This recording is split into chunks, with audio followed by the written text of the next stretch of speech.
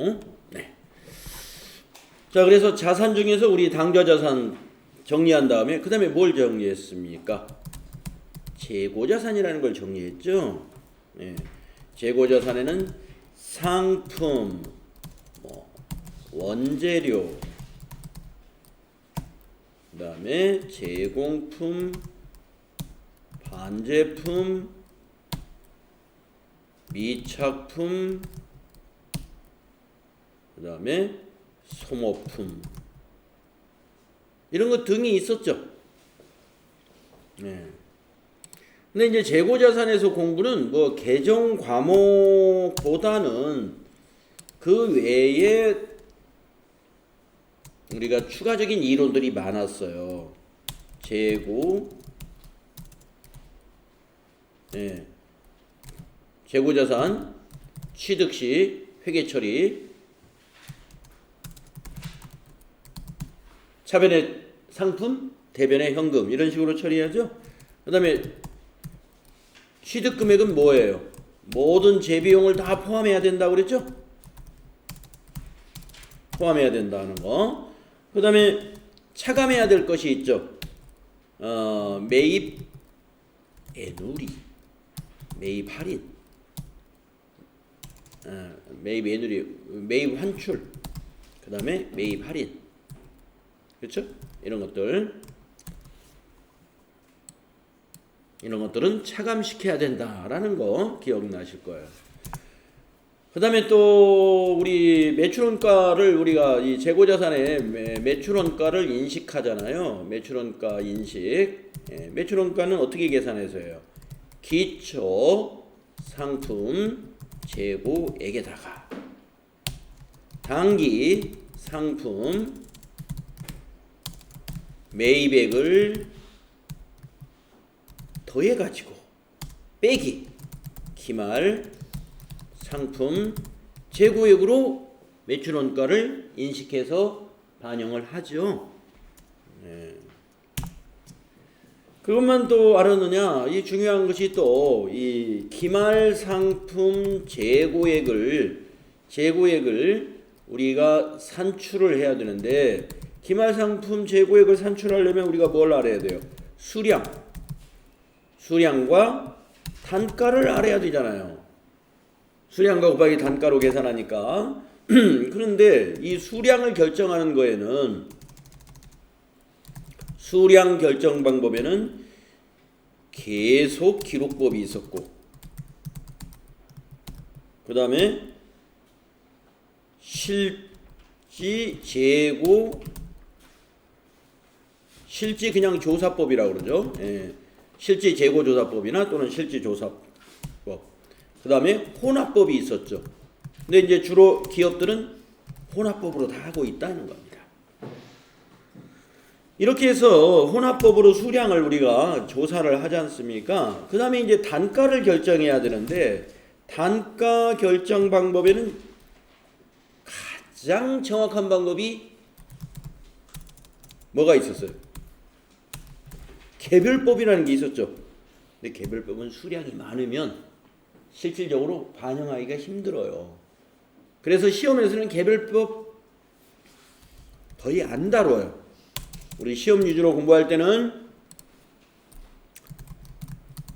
물량의 흐름을 가정하는 선입 선출법.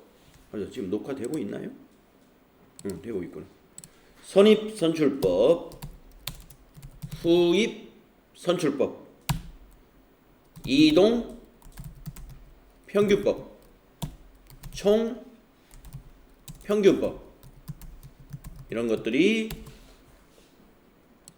이런 가정을 해서 단가를 결정해 가지고 기말 상품 재고액을 산출하는 것이다. 그래서 어제 합격학식 문제를 풀면서 선입선출로 주로 문제를 많이 풀었었어요. 선입선출로. 시험에서도 선입선출이 제일 많이 나와요. 그리고 총평균법도 잘 나와요. 총평균법도. 그래서 우리 어제 계산할 때 선입선출, 후입선출, 이동평균, 총평균법으로 문제가 쩌르륵 나왔었죠. 예, 그거 풀면서 데이터를 많이 주는 게 아니니까 데이터 조금 주고 답을 보기 1, 2, 3, 4에서 답 찾는 거잖아요. 그러니까 잠깐 계산하면 돼요. 잠깐. 그런 간단한 계산은 할 줄 아셔야 되겠다. 이 재고자산에서 이거 다음에 또 우리가 뭘 배웠어요? 가격이 재고자산의 가격이 하락하는 경우에 무슨 가격이? 판매 가격이. 예, 판매 가격이 뭐 유행을 놓쳐버렸다든가 어떤 파손을 입었다든가 뭐 이러면은 내다 파는데 가격이 뚝 떨어질 수밖에 없죠. 그럴 때는 우리가 재고자산의 평가를 하는데 저가법, 이 저가법이라는 말은 재고자산 평가에 관한 얘기입니다. 가격이 올랐을 때는 재고자산 평가 안 한다고 그랬죠? 예. 그런데 시가로 직접 평가하는 것이 아니라 이 저가법에서 적용하는 가격은 순실현 가치로 평가를 하더라 이거예요. 순실현 가치. 기억나시죠? 순실현 가치라는 것은 시가, 다시 말해서 공정 가치에서 무엇을 빼느냐? 판매비를 뺀 것을 순실현 가치라고 부른단 말이죠. 그래서 잔고 금액하고 우리가 상품이라면 그 상품의 취득 금액과 지금 시가에서 판매비를 뺀 그 순실현 가치를 비교해서 순실현 가치가 낮으면 평가를 하는 거. 그게 재고자산 평가 손실이죠. 예. 그래서 재고자산 평가 손실은 매출원가에 가산한다고 배웠고 대변에 가는 재고자산 평가 충당금이라고 하는 충당금 계정은 재고자산의 차감 계정이었다.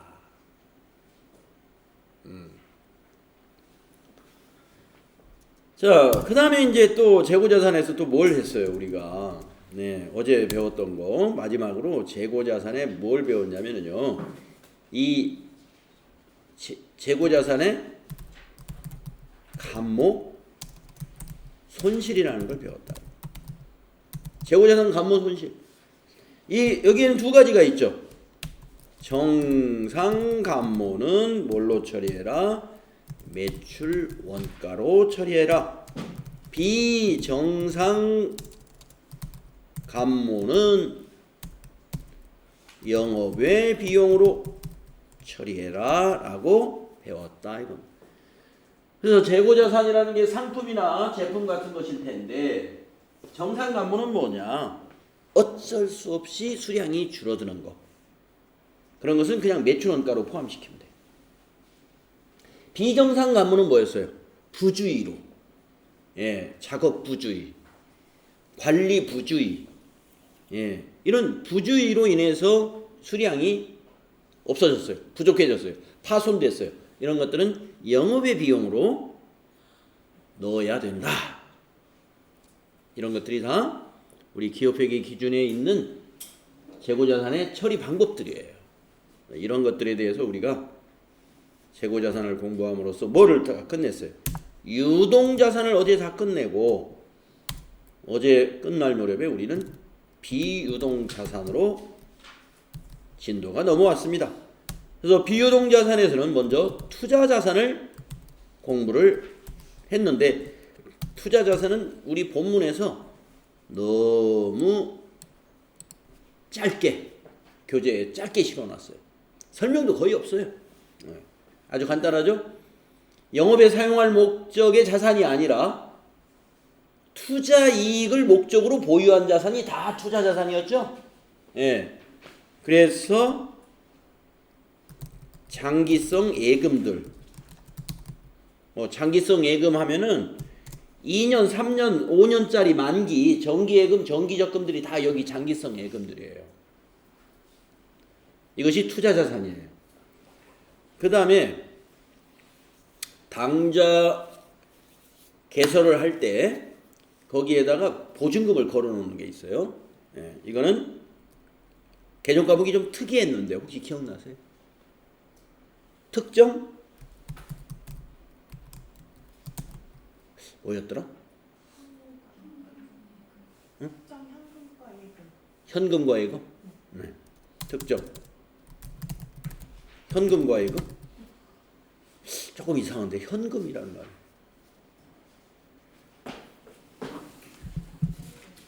현금 이름이? 예, 맞네. 맞아. 평소에 잘 안 쓰는 계정과입니다. 네. 그래서 이거는 그 거래가 끝날 때까지는 마음대로 임의로 찾을 수 없는 그런 예금을 우리가 특정 현금과예금, 당좌 개설 보증금 같은 것이 예를 들어서 투자 자산으로 분류가 된다. 이랬습니다. 그 다음에 투자 부동산. 투자 부동산하고 건물 토지는 다르다 그랬죠. 우리 회사에서 건물 토지로 표시하면 그거는 이제 이 다음 시간에 배우는 유형자산이에요. 여기 투자 부동산이라는 것은 여러분 부동산이라는 건 토지나 건물을 부동산이라 하잖아요. 이 투자 부동산은 개정 과목 이름인데 투자 목적으로 산 토지나 건물이 투자 부동산이었습니다. 그리고 유가증권이 더 있는데 그 유가증권에는 지금 오늘 설명을 드릴 매도 가능 증권과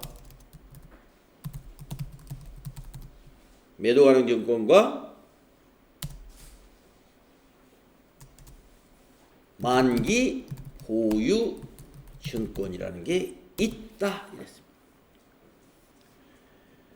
그러면 매도 가능 증권하고 만기 보유 증권은 선생님 전부 투자 자산일까요? 제가 어저께 개정 과목 하나 코드를 제가 딱 보여드렸죠. 매도 가능 증권 검색했더니 한글로 된 게 2개고 코드가 2개 있었죠. 매도 가능 증권, 만기 보유 증권 2개 다 투자 자산인 것도 있고 당좌 자산인 것도 있어요. 즉 여기에 유동자산에 포함되는 여기에 포함되는 것도 있고 비유동자산에 포함되는 투자 자산인 것도 있다. 왜 그러냐? 예를 들어서 만기 보유 증권을 보면 취득할 때 만기가 한 3개월 이내예요. 그러면 어디에 해당돼요? 만기가 3개월 이내인 금융상품은 현금성 자산에 해당되잖아요. 그런데 유가증권을 샀는데 만기가 3년짜리야. 만기가 앞으로 3년이 남았어. 그러면 비유동자산의 투자자산에 해당돼요. 그렇게 만기 기간이 짧은 거는 저쪽으로 앞에서 배웠던 유동자산 쪽으로 분류가 되는 것이고 길게 남은 거는 비유동자산으로 분류됩니다. 그래서 우리 더존 스마트A 프로그램에서 코드 검색 딱 하면은 만기보유증권 코드가 2개가 검색이 돼요. 빠른 번호는 유동자산 쪽 현금성 자산일 것이고 높은 번호는 비유동자산의 투자자산이다. 이렇게 보시면 됩니다. 매도 가능 증권도 마찬가지예요. 코드가 2개가 검색이 나중에 실기할 때 2개가 검색이 될 텐데 투자자산인 매도 가능 증권은 코드 높은 걸 쓰셔야 돼.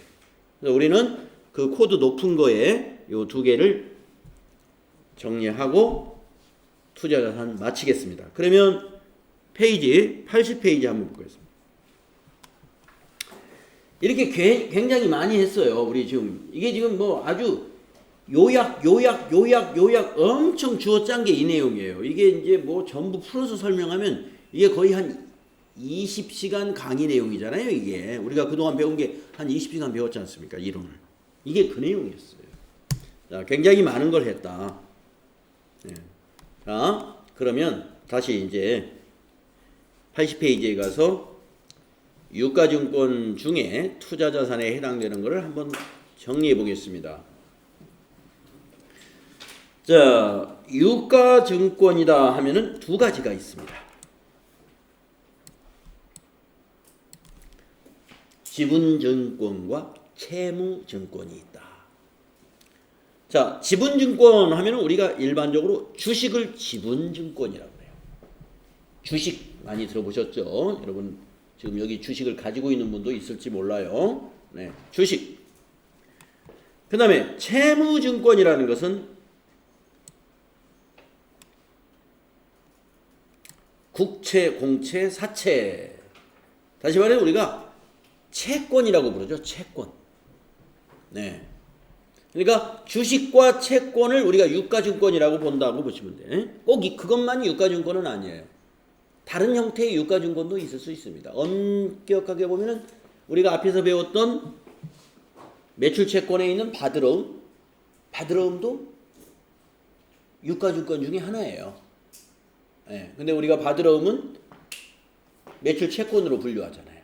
지급어음은 나중에 매입 채무로 분류하고, 그러니까 우리가 여기서는 우리가 투자자산이냐 라고 따지는 유가증권은 지분과 채무증권으로 나누어서 설명을 하겠습니다. 자, 지분은 주식이요, 채무증권은 채권이다. 채권의 종류는 국가가 발행한 채권은 국채요, 공공기관이 발행한 채권은 공채, 기업이 발행한 채권을 사채라고 하는 것이죠. 자, 그래서 이러한 것을 보유하고 있으면 기업이 이걸 자산으로 표시해야죠. 예. 주식을 가지고 있다. 그러면 주식을 왜 가지고 있을까요? 팔아가지고 산 거보다 비싸게 팔면 매매 차익이 일어나죠. 또 매매 차익이 아니고 주식을 다른 목적 때문에 보유하기도 합니다. 쭉 가지고 있으면 결산 때 이익이 나는 기업에서는 주주에게 현금 배당을 한단 말이에요. 배당을 받는 것도 주식 투자 목적이에요. 그럼 주식은 매매 차익과 현금 배당 목적만 있느냐? 그렇지는 또 않습니다. 어떤 목적이 있을까요? 또 주식이. 매매 차익 위해서 주식 산다. 아니면 배당 받기 위해서 주식 산다. 다른 목적이 있을 수도 있어요.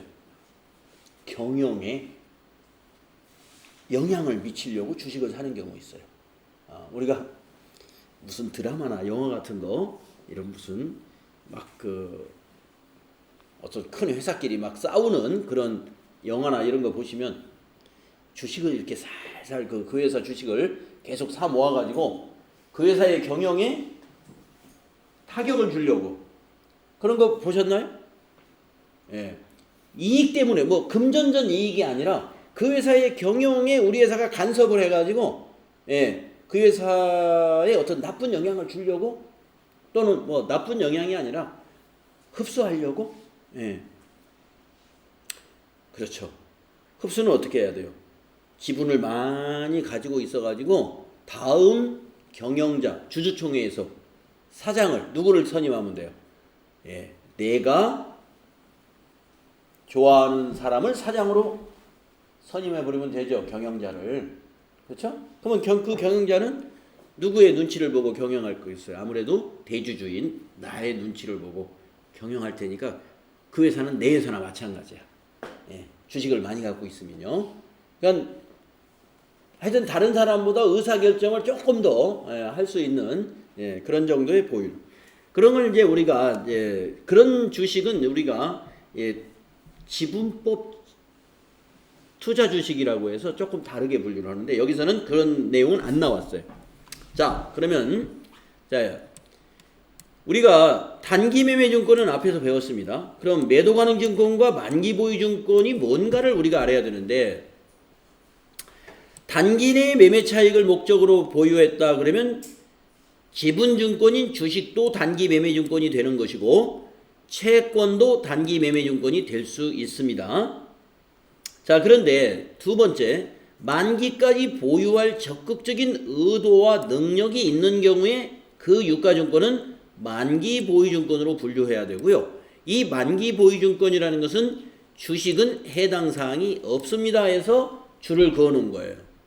왜냐하면 주식이라는 거에는 만기가 없기 때문에 주식을 만기 보유증권으로 분류한다는 말이 성립이 안 되죠. 예, 채권이라는 것이 만기가 있어요. 여러분, 채권이라는 것은 뒤에서 이제 배우는데요. 채권이라는 것은 액면에 표시된 금액을 나중에 회사한테 투자자가 빌려주고 그 액면가를 나중에 돌려받는 거예요. 예, 근데 투자자가 그걸 투자를 할 때는 액면가보다 싸게 살 수도 있고 액면가보다 더 비싸게 주고 살 수도 있어요. 예, 시장 이자율과 그 표시 이자율의 차이에 따라서 액면에 500만 원짜리 채권이다 해서 꼭 500만 원을 주고 사는 게 아니에요. 예. 거래는 시가에 의해서 거래가 돼요. 시가에 의해서. 그러니까 여러분들이 만약에 지금 자동차를 산다. 그러면요. 자동차 만약에 소나타를 사잖아요. 그러면 소나타는 채권 얼마짜리를 구입해야 된다. 예, 그게 있어요. 그래서 채권에 30만 원이라고 만약에 표시가 돼 있어요. 그 채권을 30만 원에 사는 게 아니에요. 그 30만 원은 3년 후에 또는 2년 후에 그 만기 때 30만 원 돌려주겠다 하는 거거든요. 30만 원 돌려주겠다. 그러면 지금 시점에서는 30만 원이 안 되는 거죠. 지금 당장 현금으로는. 그러니까 30만 원짜리 채권을 사는데 그걸 내가 사가지고 채권 나 이거 가지고 있을 필요 없어. 난 돈이 필요해 해가지고 바로 채권 시장에다가 이거 자동차 채권 이거 팔겠다. 내가 30만 원 주고 샀어. 그러면 27만 원, 뭐 28만 원 이렇게 될 수가 있어요. 왜 다 30만 원인데 28만 원? 만기가 아직 많이 남았잖아요. 예. 그래서 그걸 처분하는 거예요. 처분하는 거예요. 그러면 이제 그 갭이 생기죠. 예. 그런 갭을 우리가 자동차의 취득 원가에 포함시켜. 우리 회계 처리할 때. 그런 갭을 나중에 그것도 배울 겁니다. 자, 그 다음에 매도 가능 증권은 뭐냐? 1번과 2번으로 분류되지 않은 유가증권입니다. 자, 주식이나 채권 중에서 단기간의 매매 차익 아니고 만기까지 보유할 것도 아니면 중간에 있는 거죠. 그렇죠?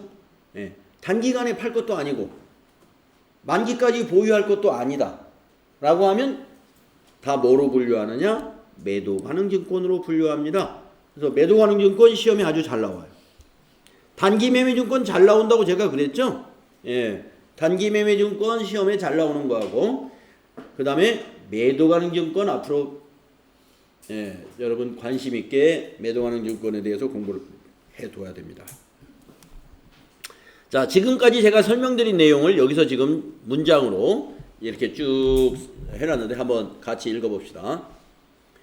기업이 여유자금으로 유가증권을 구입하는 경우 단기 매매증권, 매도가능증권 또는 만기 보유증권으로 분류한다.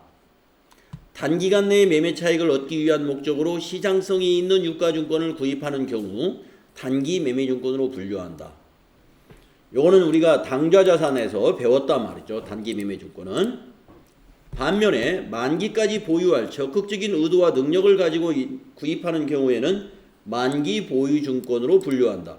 이 만기 보유증권도 만기가 얼마간 남았느냐에 따라서 현금성 자산이 될 수가 있고 또 1년 이내다 그러면 단기 금융상품이 될 수가 있고 1년 이상 더 기다려야 된다 그러면은 투자자산으로 분류되는 만기 보유증권이 될 수 있는 것입니다. 자, 단기 매매증권이나 만기 보유증권으로 분류되지 아니하는 경우 매도 가능 증권으로 분류하면 된다. 즉 만기까지 보유할 것도 아니고 단기간에 매매할 목적도 아니지만 언제 매각할지를 결정하지 않은 유가증권을 우리는 매도 가능 증권으로 분류하고 있다 이거예요. 예. 언제 매도할지 아직 결정하지 않았어요. 그러나 매도할 생각은 있어요. 그게 매도 가능 증권으로 분류하는 것이다.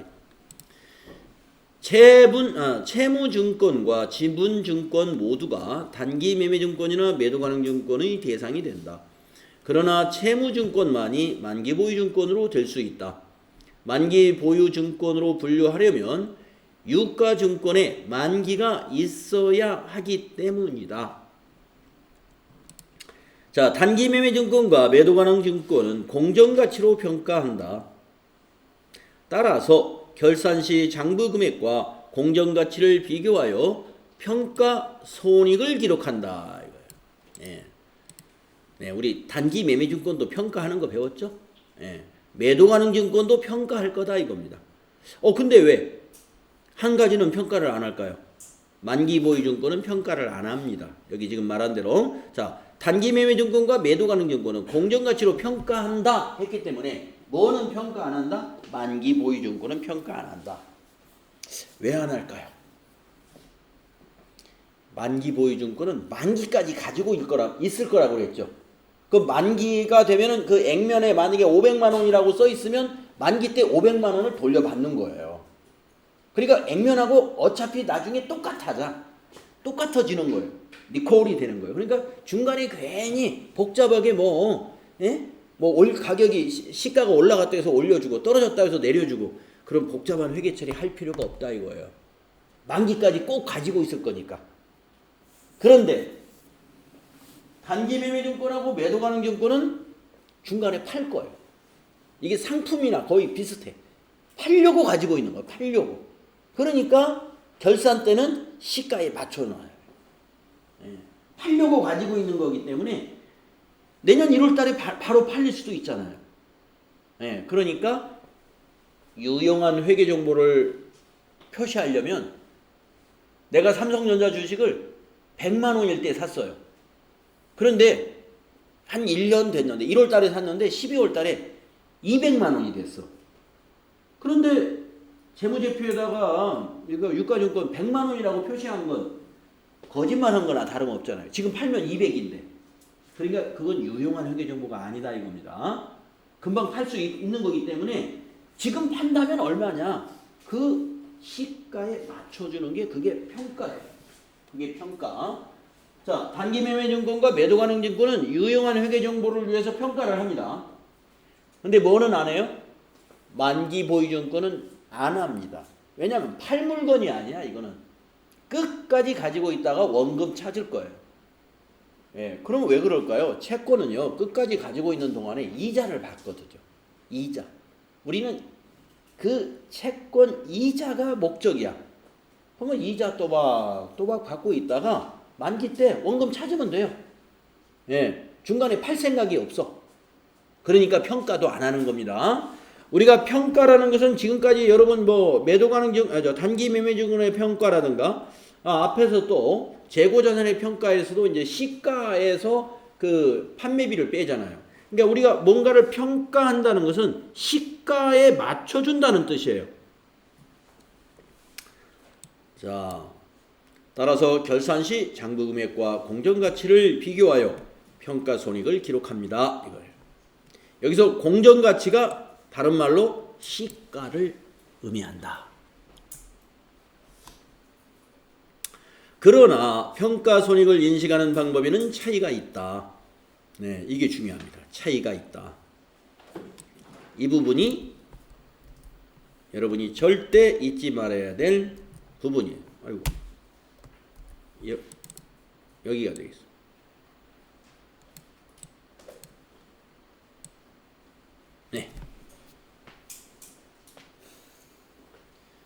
아주 시험에 이건 아주 자주 나옵니다. 단기 매매 증권 평가 손익은 우리 영업의 손익으로 인식합니다. 우리 앞에서 이미 그렇게 배웠어요. 단기 매매 증권 평가할 때 단기 매매 증권 평가 이익이 나올 수도 있고 평가 손실이 나올 수도 있어요. 그거 영업의 이익 또는 영업의 비용이라고 표시했습니다. 그런데 매도 가능 증권의 평가 손익은 기타 포괄 손익으로 인식한다는 거예요. 그러니까 매도 가능 증권의 평가 손익은 우리가 자본의 분류에서 기타 포괄 손익 누계액이다라는 긴 이름의 자본 분류 우리 배웠죠? 거기에 들어간다는 거예요. 요거 잘 기억해 주세요. 만기 보유 증권은 공정가치로 평가하지 않는다. 아까 말씀드렸고. 자, 그러면 예를 들어서 주식회사 한공의 주식 10주를 한 주당 2,000원에 구입하였는데 결산일의 공정가치가 한 주당 1,500원이라면 별로 안 좋군요. 500원이 떨어졌어요. 무엇으로 분류하느냐에 따라서 공정가치의 변동분을 아래와 같이 분개해야 한다 이거예요. 먼저 단기 매매증권으로 분류했다면 500원? 5,000원이요. 왜? 10주니까. 네. 한 주당 500원이 떨어졌으니까 10주니까 5,000원. 단기 매매증권으로 분류를 했다면 그 5,000원이 뭐예요? 비용 발생이에요. 비용 발생. 단기에 손익으로 들어가요. 비용 발생. 대변에는 자산 감소해야죠. 가격 떨어졌으니까. 단기 매매증권이라고 하는 자산이 감소합니다. 즉 비용 발생과 여기는 자산 감소가 되는 것이고, 만약에 이 유가증권을 매도가능증권으로 분류했다면 차변에 자본 감소와 대변에 자산 감소가 되는 겁니다. 두 개가 다 자네. 자본, 여기는 자본, 여기는 자산. 자, 그래서 매도가능증권 평가 손실은 단기 손익이 아니에요. 자본에 들어갑니다. 기타 포괄손익 누계액이라는 자본이에요. 자본이 차변에 오면 뭐예요?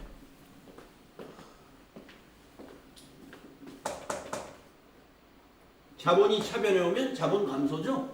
예. 그래서 자본 감소. 매도가능증권 평가 손실은 차변에 왔으니까 자본 감소. 예. 대변에는 매도가능증권이 뭐예요? 투자 자산이라고 그랬죠? 예. 그러니까 자산 감소. 자산을 대변에 기록하면. 예. 이제 여러분이 아마 요쯤 되면은 저 거래의 판료수에 의해서 이게 개정 과목 딱 쓰고 거래의 판료수, 즉 결합 관계가 짝짝 이렇게 맞출 수 있어야 돼요. 가능해야 됩니다. 가능하실 겁니다. 자, 그래서 매도가능증권 평가 손실은 비용이 아닙니다. 손익 계정이 아닙니다라는 걸 알아두세요. 자본 계정이다. 평가 이익도 자본. 근데 평가 이익은 어디로 기록될까요? 자산이 증가하면서 대변에 가겠죠? 그거는 자본 증가가 되죠. 지금은 평가 손실이니까 자본 감소가 되는 것입니다. 네, 이거 아주 중요합니다. 예, 시험에서 아주 잘 다루니까 잘 기억해 주시고. 자, 그러면 이제 투자자산은 정리가 끝났는데 투자자산 문제를 풀고 가자 그러는데 투자자산은 내용이 얼마 안 되니까 유형자산까지 하고 나서 문제를 같이 풀어보도록 할게요. 다음에 이제 유형자산으로 넘어갑니다. 자, 유형자산 중에서 기업의 영업활동 과정에서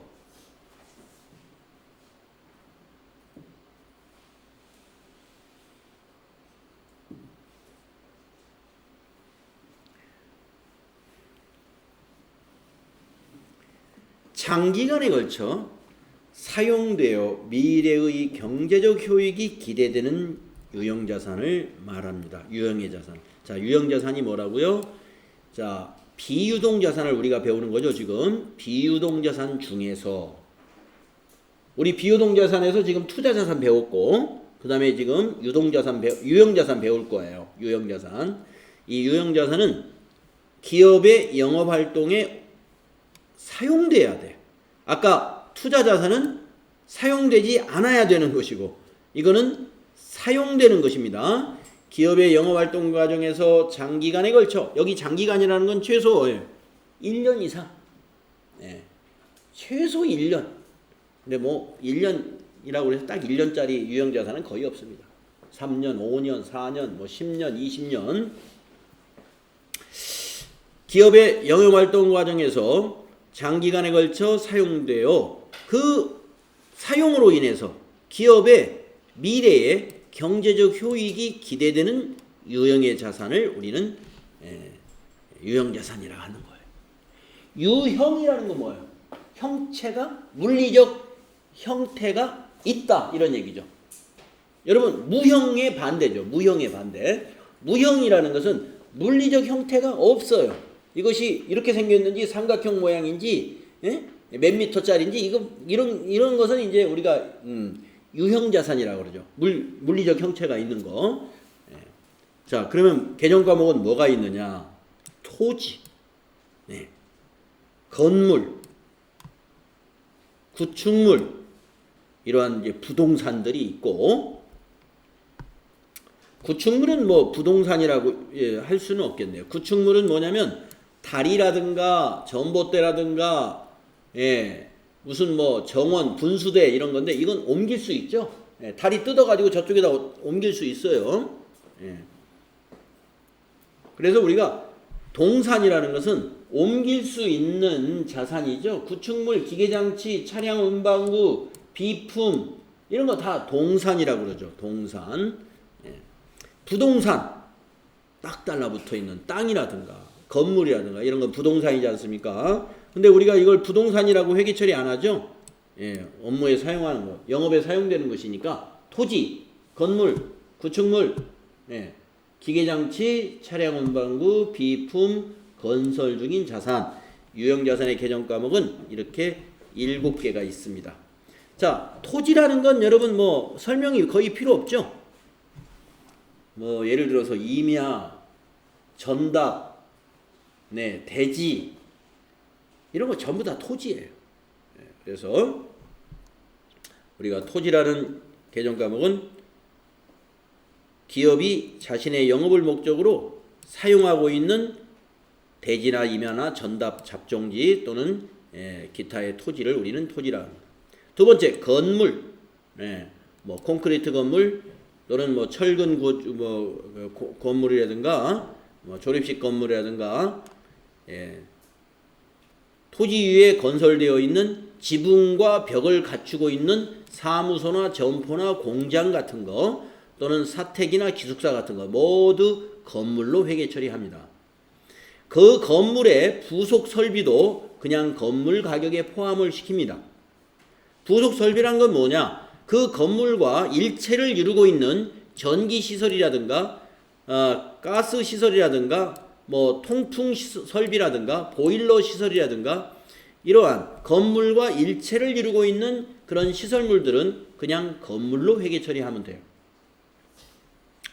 그 다음에 구축물이라고 있어요. 구축물이라는 것은 토지 위에 있는 건물 이외의 토목설비라고 보시면 돼요.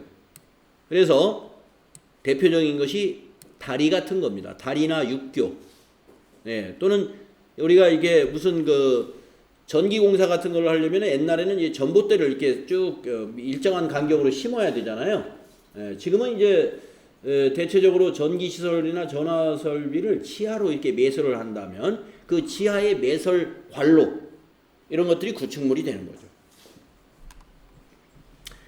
그 다음에 기계장치, 우리가 흔히 말하는 기계가 다 이 기계장치입니다. 기계장치 공장대에 주로 많이 있고요. 꼭 공장에만 기계장치가 있는 것은 아니겠지만 우리가 일반적으로 기계라고 하는 거, 기계장치라는 개정 과목으로 회계 처리합니다. 그 다음에 우리가 일반적으로 차량이라고 하는 거, 차, 화물차, 승용차, 지게차, 오토바이까지 차량 운반구입니다. 오토바이, 우리가 뭐 판매업 중에서 배달을 주로 많이 하는 그런 오토바이, 그런 업종에는 오토바이가 많이 있죠. 그 차량 운반구로 회계 처리하면 돼요. 그래서 승용차, 화물차, 오토바이, 지게차 다 차량 운반구가 되겠습니다. 그 다음에 이제 사무실에 주로 많이 있죠. 비품, 사무용 집기 비품이다. 그래서 사무실 안에 있는 냉장고, 또 사무실에 그 건물에 붙어 있는 것이 아니라 사무실에 이렇게 독립되어 있는 온풍기, 에어컨 이런 것들, 책상, 컴퓨터, 복사기 이런 물품들이 다 비품으로 분류가 됩니다. 자, 그 다음에 건설 중인 자산.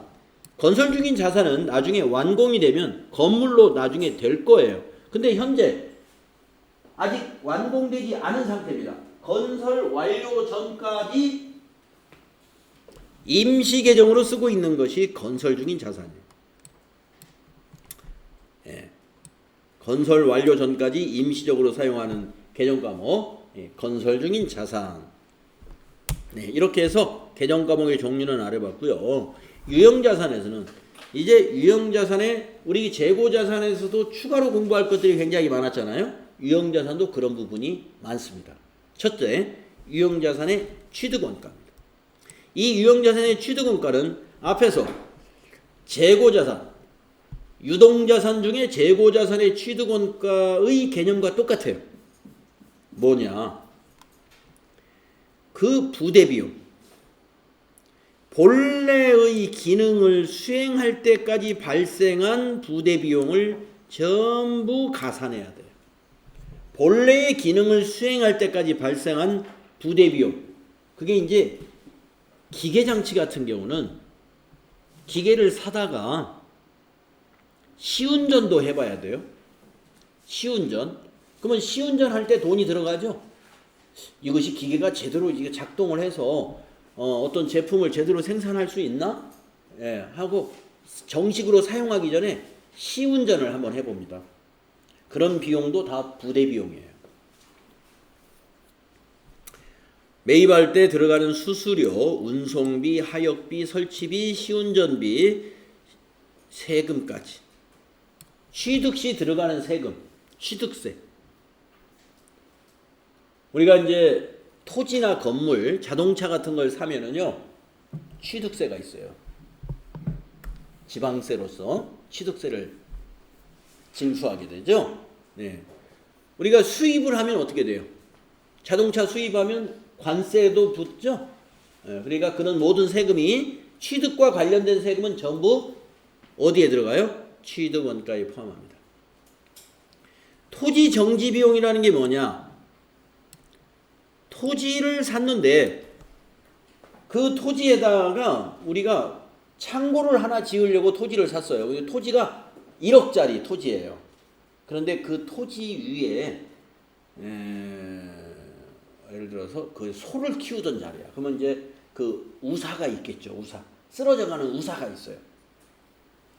소 우사. 그러면 그 토지를 사용하려면 거기다 이제 우리 회사 창고 지으려면 그 우사를 어떻게 해요? 싹 밀어내야 되죠. 그것이 토지 정지 비용이에요. 근데 토지는 1억이 들었는데 그걸 다 밀어내는데 500만 원이 들어갔어. 500만 원이. 그러면 500만 원을 어떻게 해야 돼요? 1억에다 더해야 된다 이 말이에요. 네? 네. 취득원가에 포함하라. 무슨 얘기인지 아시겠죠? 그러니까 한마디로 말하면 본래의 기능을 수행할 때까지 들어가는 모든 부대비용 전부 포함한다 보시면 돼. 세금까지 다 포함해서. 자, 그렇게 계산하시면 됩니다.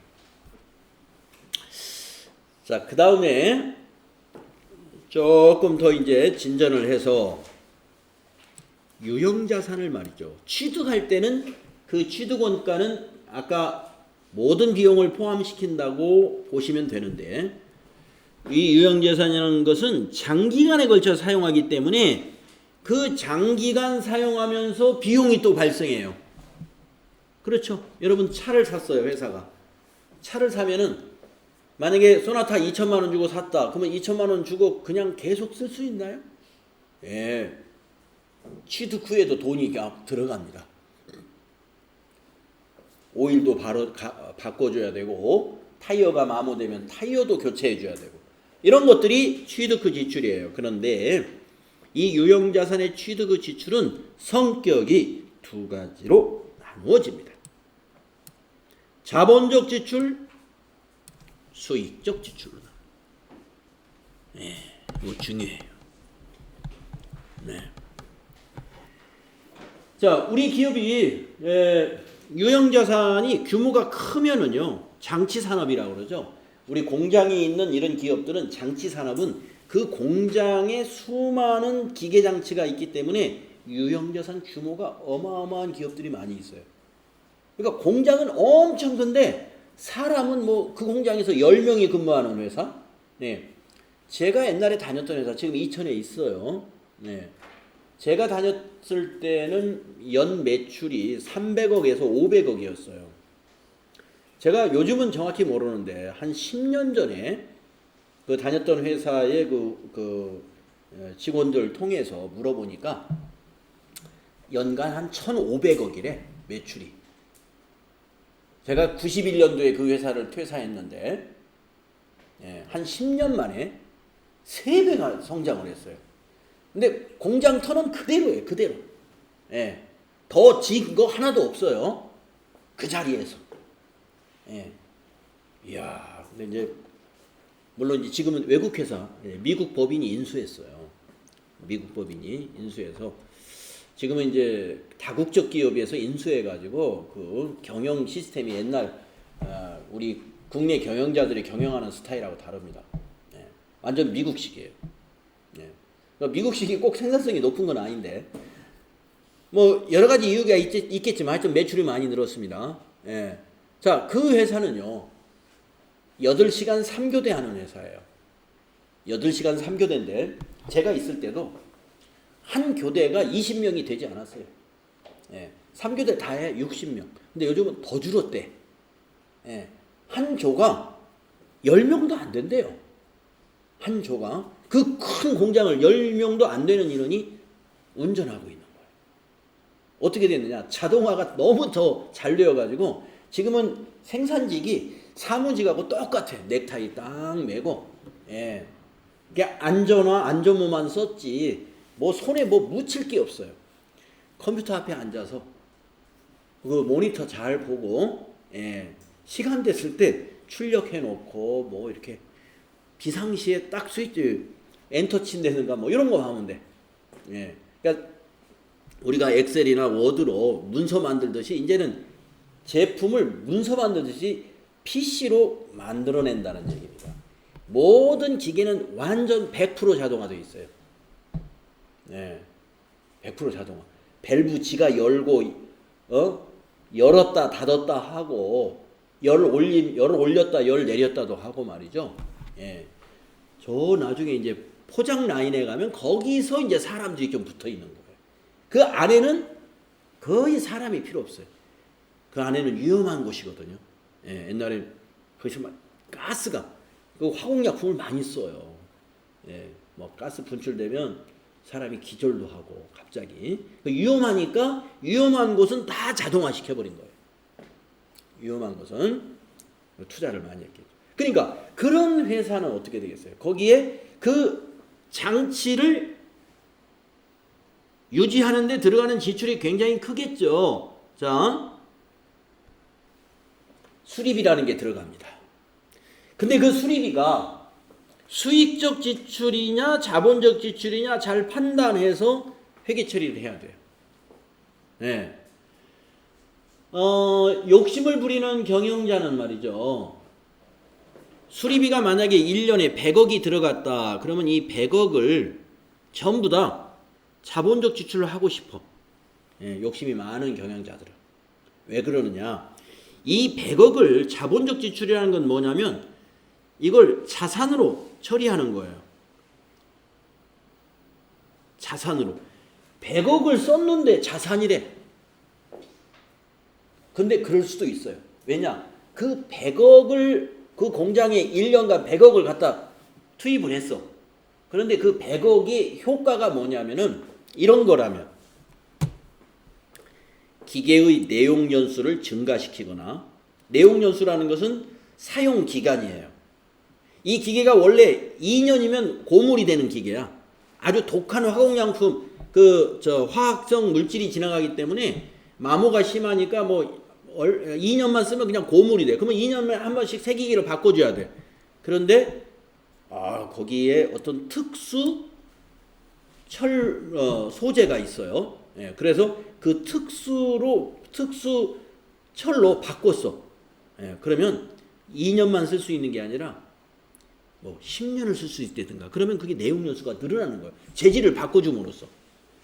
예를 들어서 뭐 여러분 철의 종류도 굉장히 많이 있는 거 아시죠?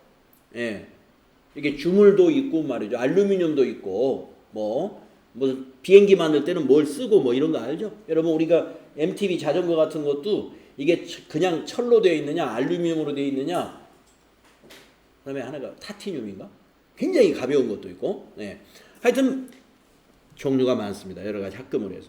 그래서 내용 연수를 증가시켰느냐 아니면 생산 능력을 증대시켰느냐 원가를 절감시켰느냐 품질을 향상시켰느냐, 이러한 이유라면은 이 100억을 자산으로 처리해도 됩니다.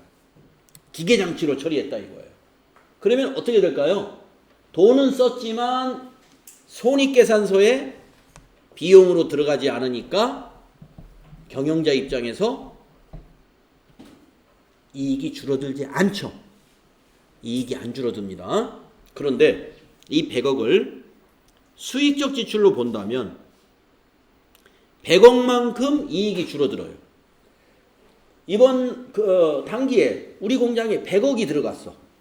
그런데 다 기계 고친이라고 들어간 거야. 근데 그 기계를 고친 것이 내용 연수를 증가시킨 것도 아니고 생산 능력 증대도 아니고 원가 절감도 아니고 품질 향상도 아니라면 뭘까요?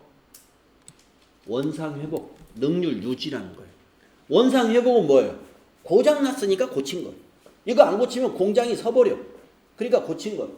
능률 유지, 네, 유지시키는 거예요. 생산 능력을 증대시키는 게 아니라, 그러니까 한마디로 마모했으니까 바꿔 끼고 이런 것들, 이런 일반적인 수선 유지, 이런 비용이라면 어떻게 해라? 비용 처리해라. 단기의 비용, 수선비로 처리할 것, 이렇게 되어 있습니다. 자, 여러분 이제 이해하시죠? 자본적 지출 뭘로 처리해라? 자산으로 처리해라. 수익적 지출 뭘로 처리해라? 수선비로 처리해라. 그런데 경영자 입장에서는 수선비로 처리하는 것을 안 좋아하겠죠. 예, 그만큼 나의 뭐예요? 우리 재무제표의 목적이 어떤 중립성을 훼손해서는 안 되지만 어떻게 합니까? 경영자가 실제로 그 회사 회계 같은 거 간섭을 하고 있잖아요. 결제하고 이런 거. 그렇기 때문에 자칫하면 수익적 지출인데도 이것을 자본적 지출로 처리해가지고 재무제표를 이쁘게 만들려고 할 수도 있다 이런 얘기입니다. 그런 저기가 있어요. 위험성이 있는 부분이 이 유형자산 취득 후 지출에서 나타납니다. 어떤 기업에서 주로 나타나요? 장치산업에서. 장치산업. 공장에 투자가 많은 회사. 기계장치 규모가 큰 회사. 여기에서는 이 유형자산 취득 후 지출을 외부에 회계감사할 때는 회계감사 요인 감사하는 회계사들이 이 부분을 잘 들여다봐야 돼요.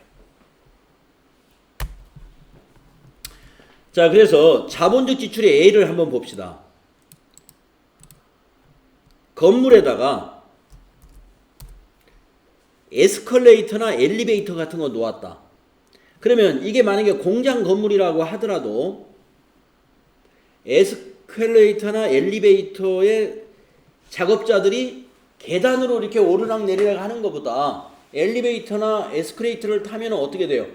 훨씬 속도감 있게 왔다 갔다 할 수 있죠. 그게 뭐예요? 뭐하고 관련 있는 거예요? 이런 거죠. 생산 능력. 작업자가 빨리 움직이면 생산성 좋아지는 거 아니겠어요? 계단으로 이렇게 세워라 내워라 걸어 다니는 것보다. 걸어 다니면 힘이 드니까 예를 들어서 두 번밖에 못 옮겨. 자기 근무 시간에. 걸어 다니 너무 힘들어. 근데 에스컬레이터나 엘리베이터 있으면 힘이 안 들어요. 그러면 5번도 움직일 수 있다 이런 얘기죠. 그래서 이런 것은 자본적 지출. 냉난방 설치를 한다. 냉난방 설치를 한다는 것은 이 기계, 그러니까 건물이겠죠. 건물의 가치를 늘려줍니다. 이거는. 냉난방 설치 같은 것도 자본적 지출로 봐요. 왜냐하면 가격을 높여주는 거니까. 자, 그런데 수익적 지출은 뭐냐? 예를 들어볼까요?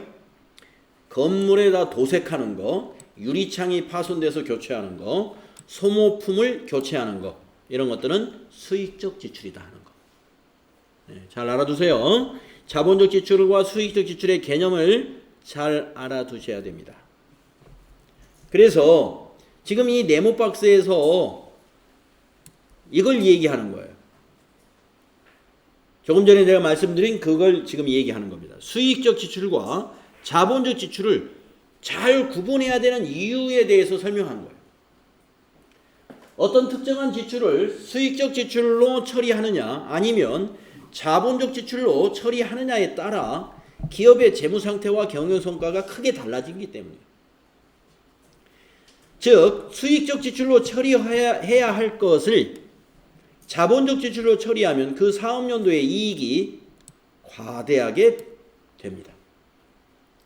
수익적 지출로 처리해야 될 것을 자본적 지출로 처리하잖아요. 이익이 크게 나타나요. 그리고 이익만 커지는 게 아니라 유형자산이 과대하게 또 발생합니다. 유형자산이 부풀려져 있어. 예. 그 기계가 지금 현재 가치가 100만 원 정도밖에 안 되는 건데 자꾸 자본적 지출로 해가지고 기계장치로 자꾸 장부가를 올려놓는 바람에 100만 원짜리밖에 안 되는 기계가 막 1000만 원으로 돼 있는 거야.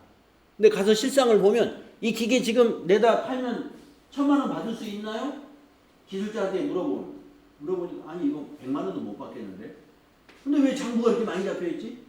그동안 그 기계 수리하는 비용을 전부 다 자본적 지출로 해가지고 수리한 비용을 전부 자산 증가로 잡아놓은 거예요. 왜? 사장님이 자꾸 그렇게 하라고 그러니까. 네.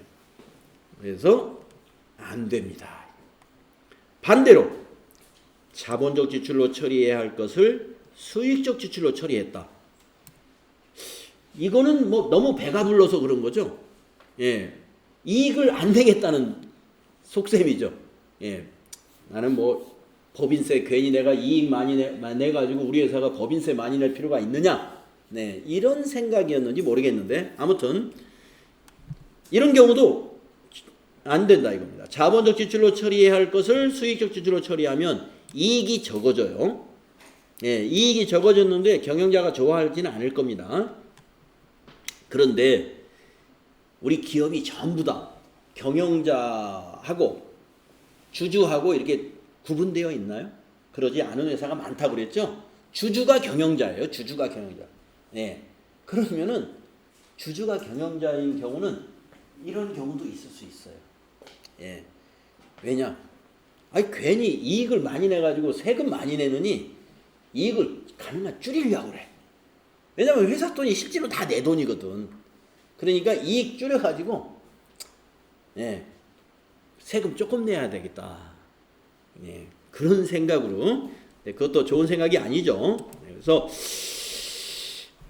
이익이 과소 계상된다는 거죠. 그리고 유형자산이 과소평가되는 그런 결과를 초래할 수 있는 것입니다. 예.